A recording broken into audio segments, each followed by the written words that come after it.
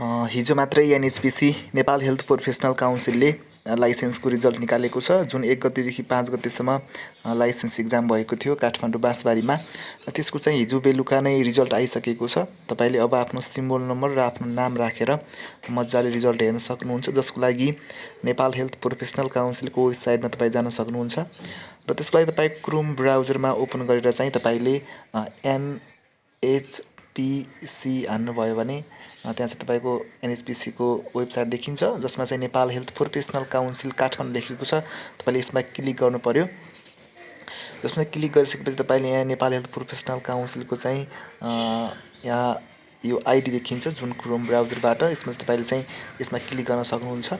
र त्यसपछि तपाईँले यसमा जानुभयो भने यो खुल्छ। त्यसपछि तपाईँलाई यहाँ रिजल्ट भनेर देखाइरहेको छ।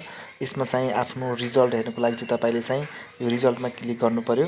र रिजल्टमा क्लिक गरिसकेपछि तपाईँले चाहिँ यो रिजल्ट थाहा पाउनको लागि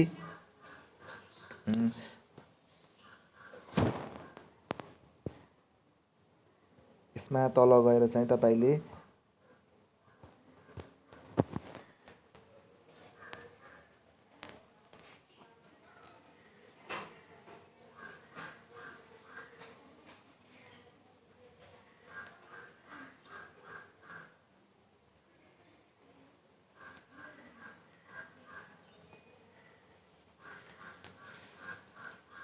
यसमा चाहिँ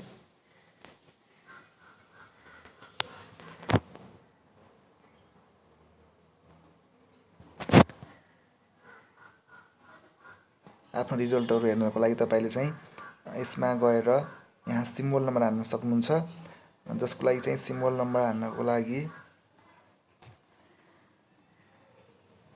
तपाईँहरू मैले एकजना साथीको सिम्बल नम्बर राखेको छु।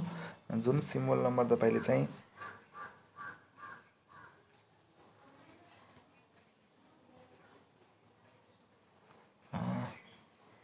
सिम्बल नम्बर तपाईँले त्यहाँ गएर हान्नु पर्यो। रोल नम्बर चाहिँ जसको रहेको छ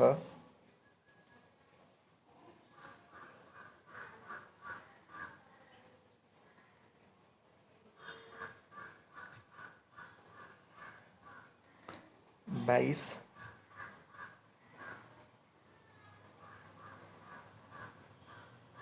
090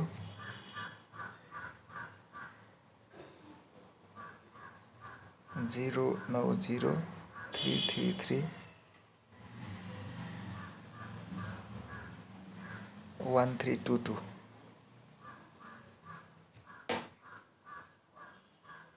1322 रहेको छ भने तपाईँले चाहिँ यसमा चाहिँ नाम हान्नु पर्यो।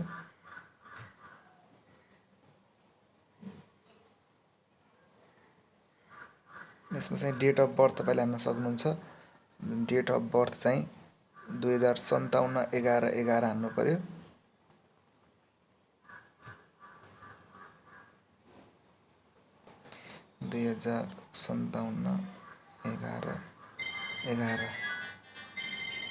हान्नुभयो भने तपाईँको चाहिँ यहाँ अब यसमा चाहिँ सर्चमा जाने, तपाईँको यहाँ तल मजाले रिजल्ट आइसकेको छ। Name Simon Oli, symbol number आइसक्यो। यो मेरो भाइको रिजल्ट हो, भाइलाई बधाई छ। लेभल पिसिएल +2 अनि चाहिँ द्वितीय second program medicine PCL GM भनेको छ। रिजल्ट चाहिँ पास आएको छ। तपाईँले मजाले यसरी चाहिँ आफ्नो रिजल्ट एनएचपिसीको वेबसाइटमा गएर मजाले हेर्न सक्नुहुन्छ।